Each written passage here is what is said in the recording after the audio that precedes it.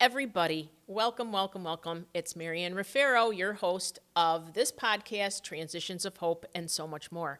Hey, how is everybody? I just want to say thank you so much if you continue to listen to me and haven't lost interest yet. You know, I am on this quest to have you help me make the world a better place, one person at a time from the inside out. So I really need everybody's help to be able to spread the word and to do that.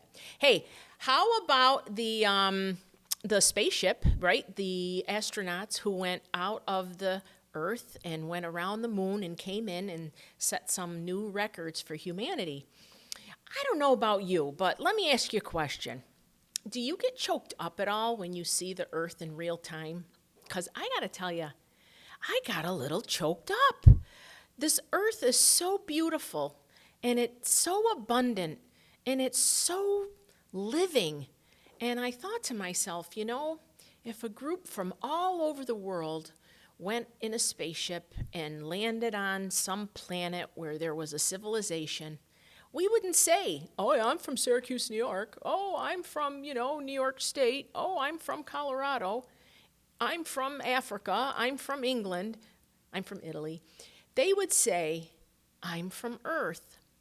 And that's kind of what choked me up, because I was thinking to myself, oh my gosh, it's tough. It's tough to know what's going on in this world. And sometimes you just got to turn off the news. In addition to not really knowing what's truth and what's not, we do know that there's a lot of stuff going on in this planet that isn't of optimal occurrence.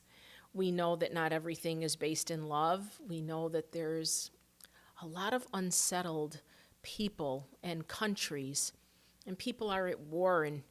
And I guess one of the things I want us to think about today and always is, how do we cope with that individually and collectively? How do we deal with everything that's going on and still maintain a positive attitude? How do we try to even walk together in oneness, knowing that there's so much pain and suffering and all of that kind of stuff? So I offer you this, my friends. Miracles happen every day. Miracles sit or stand in shining silence next to every dream of pain and suffering, of sadness, of anxiety, of hate. The miracles are really an alternative to the dream and the choice of the dreamer. So please be with me, and everyone join in to be mindful of our thoughts and to choose the miracles, because as peace takes over within our bodies and within ourselves, then it will spread. And the more we put love into every situation, the better off we are. I know there's a lot of people who hate a lot of politicians out there and political leaders and all of this kind of stuff, but honestly, they don't really care whether you like them or not. They don't know whether you like them or not. They don't know, you personally.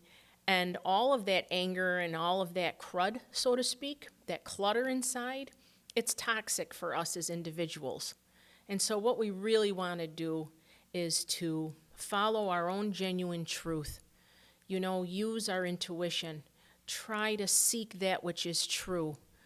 We kind of live in this human octave. Do you know what an octave is? It's like an interval between frequencies. So we have this octave of where humanity rests. And we've talked about vibration before. Sound, smells, thoughts, words, they all have frequencies that go along with them. And if we accept that the root of all of our thoughts are either love or fear, then we know that love are those feelings, those thoughts that resonate in love. They're higher vibrating, they're lighter, they feel better. And so we want to just be mindful of our thoughts, but also know that within or outside that octave of where humans live are all sorts of frequencies and vibrations. And, who knows if we don't have people who walk among us who vibrate to a frequency where we can't see. Maybe there are things in our atmosphere and space that we can't see, and neither can cameras or telescopes because the frequency is out of range. I guess I live by being continuously curious, always asking questions. I try to step outside dogma, dogma of all kinds. And why is that? Well, I got this feeling, that every dogma, regardless of the origin of it, whether it be religious or political or whatever, it sets up limitations. It sets up limitations of thought. It sets up competition, some level of polarization. So in the midst of what's going on in this world, fly above all the turbulence. Try to remain global in heart and thought. Connect to your spirit self. Remember that you are love. Remember you were created by the threads of love from a creator that allows us to be connected with everything. Go out in nature, feel, see, allow it to really come within you and to teach you. I remember when I was in my early 40s, so it was a while ago now, I got divorced, and I truly, love my former husband. You probably know if you read my book that he died of metastatic pancreatic cancer. I love my current husband, I've been very blessed.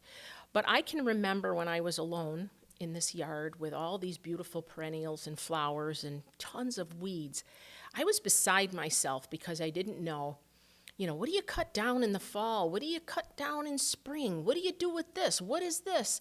And I can remember as the years passed, it really dawned on me that you can learn a lot from weeds.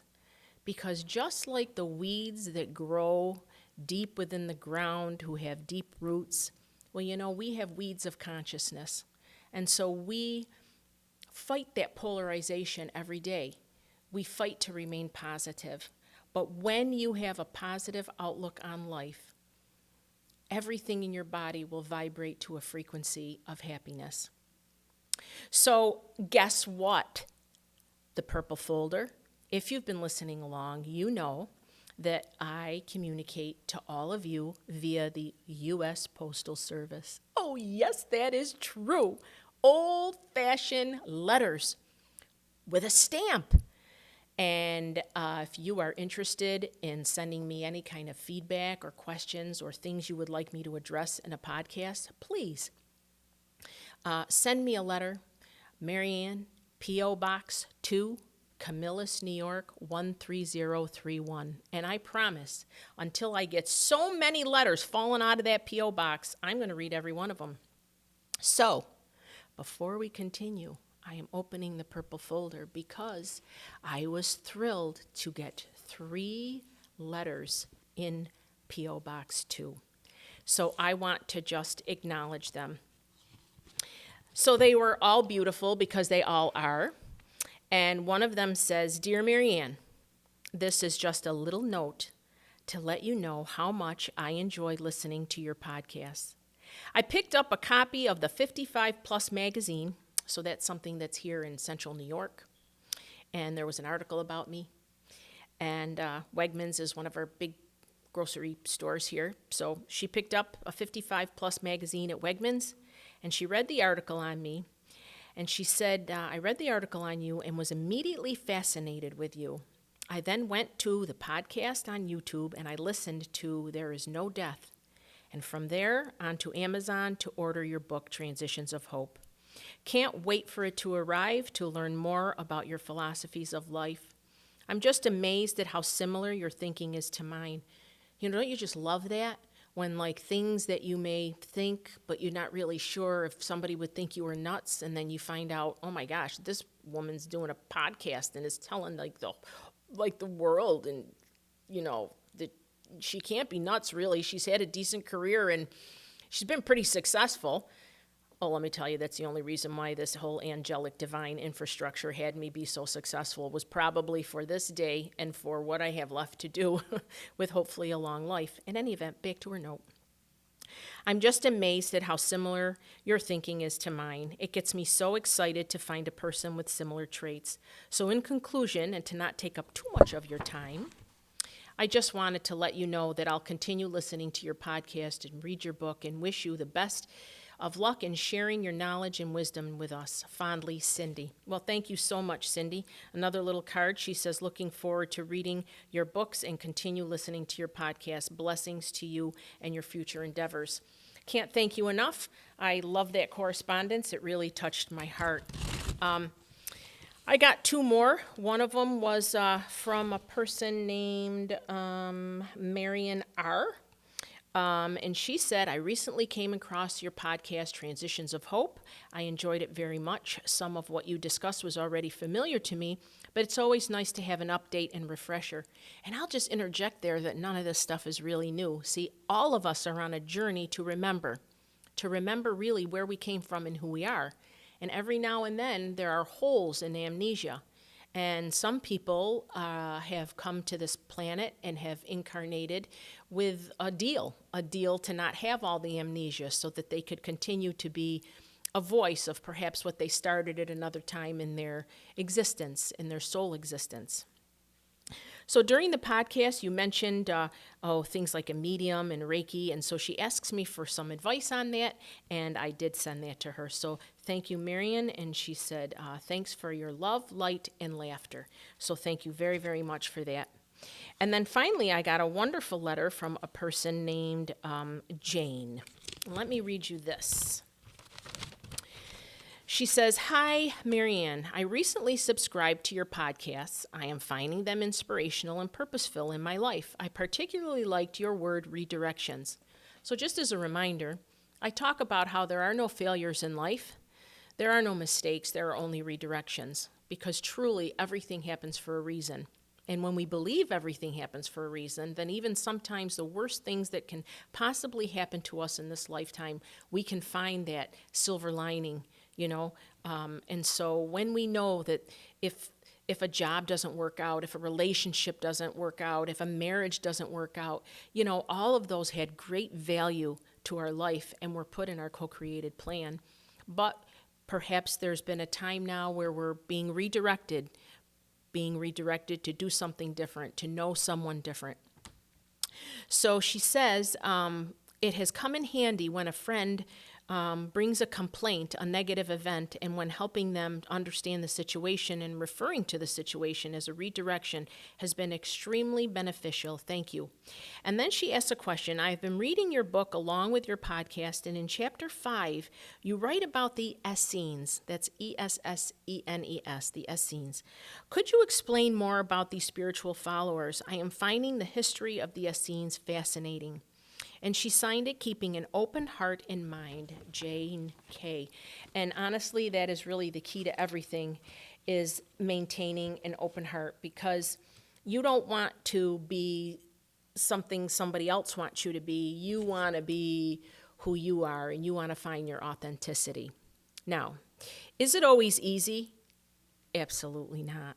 Sometimes the struggle seems insurmountable, and a lot of times we say, why would I ever put that in my path? I would like to share something personal with all of you before we do a short close, and that's that, I am now, for 20 days, I've been pain-free. For all but 5 days out of 10 months, I was very silly. I twisted putting 8 40-pound gallons of water on a ledge, and I got a large herniated bulging disc. And I have heard in the past that nerve pain is awful, but I never in my life experienced such excruciating and relentless pain. So being human, as all of you are, it really took a lot over those 10 months to try to figure out why I'd ever stick that in my plan, knowing that I was an idiot doing the, twisting of the bottles in the first place. I really tried to spend time meditating and understanding what is it that I am to do during this. And, yes, of course, I did everything to try to get rid of it. I was as relentless in my exercises as my leg was in my femoral nerve ending in my thigh, feeling like a knife was going in. And when I realized that pain was actually gone about 20 days ago, I waited about 5 days before I really acknowledged it, and I was just in such gratitude for not having that pain anymore. I can't even tell you the number of elements of life that I have a greater appreciation for and all that I learned through that journey. Also, if you know anything about me, you know how much I love to run, and I couldn't run for those 10 months because it was so painful to run, walk, or stand. So my heart also goes to every unsung hero out there who deals with chronic pain and who lives every day in that struggle to maintain a positive attitude in the face of any kind of adversity. So, we are all human. We are all have our experiences. Sometimes we can refer to them as tests. The number of times I thought to myself, I couldn't possibly have agreed, to this. I then said, well, yes, you did. So what else is there to learn? And so I just say that because we all have struggles and things come along in life, and we just can't imagine that we've put this crazy crap in our path, but we have. So, to answer Jane's question, I'm actually going to do another podcast after this, and I have put together some excerpts from the teachings of the Essenes. And what's really interesting to me is I finished Transitions of Hope. I think the last writing that I did was July last year, which would have been 2025. And it's very interesting what has come my way, what I've been guided to read and to find out and to explore about the Essenes since then. And sometimes I say to myself, gee, I wish I could have put this in the book, but everything, there's a great purpose and a reason for everything. So I think it's so that I could share these things with you.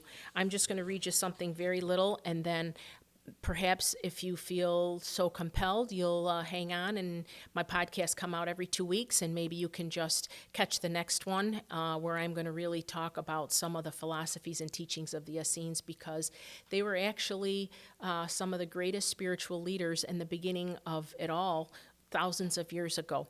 So what I found interesting is just a little tidbit to leave you with. The object of the study of the Essenes, they held not to add additional facts to the stores of knowledge an individual already may have. So their purpose was not to give you information you already know. I call that a rearrangement of the deck chairs.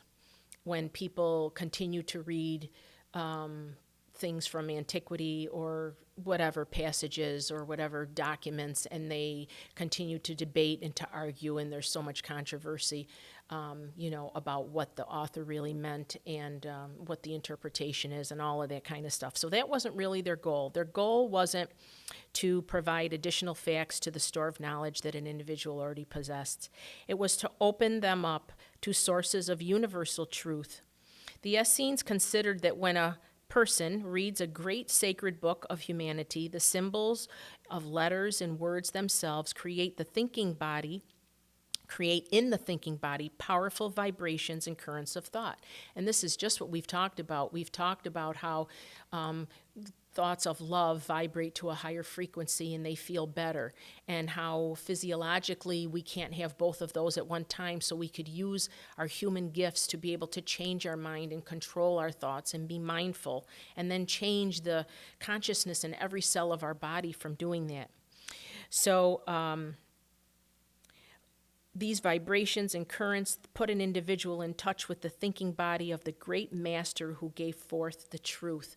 So these truths can come from intuition, from reading, from knowing. So don't accept what anybody, including me, tells you. Do your own, be curious, do your own searching, and do your own contemplation and discernment. And this continues, they say, the Essenes, this opened up for the individual to have a source of knowledge, harmony, and power obtainable in no other way. This is the great value. It is the inner meaning. So it's what's going on the inside that really means something. So great masterpieces have been brought forth in periods of history when humanity was in great chaos. And I think humanity will always be in great chaos. Mankind's constant deviations from the law, and that's what we're going to spend the next podcast on. What was the law to the Essenes? Anyways, they felt that mankind's constant deviations from the law seemed to culminate at certain times in mass confusion and disruption, threatening or confusion and threatening or completely bringing about the disintegration of the existing social order and way of life. So at such periods, the great masters have appeared as a way to shower the people. Masters such as Zoroaster, Buddha, Moses, Jesus, they brought new horizons and new hope to humanity. They gave forth their teachings in two forms. One was in parables from nature, which could be understood by people, and that was more an external or exoteric, they referred to it as. And the other teachings were termed the unwritten tradition. And those were teachings written down by disciples for themselves, not for the general public or people. But even sometimes they didn't understand. And so what I want to leave you with is to think to yourself, truly, did all of that wisdom, was all of that knowledge that wasn't all written down, would someone divine ever let that just pass and not try to somehow infiltrate our thoughts and our lives, and so that we could have a greater understanding of ourselves and the universal truths? So stay tuned, and we'll talk a lot more in the next podcast about the Essenes if you're interested. And after that, I've got some great guests coming. So thank you so much. As always, may every cell in your body vibrate to the highest frequency of love and divinity, where only health and wellness is sustainable. And please help me make the world a better place from the inside out. Tag, you're it. Bye. Thank you so much. Na na na na na na na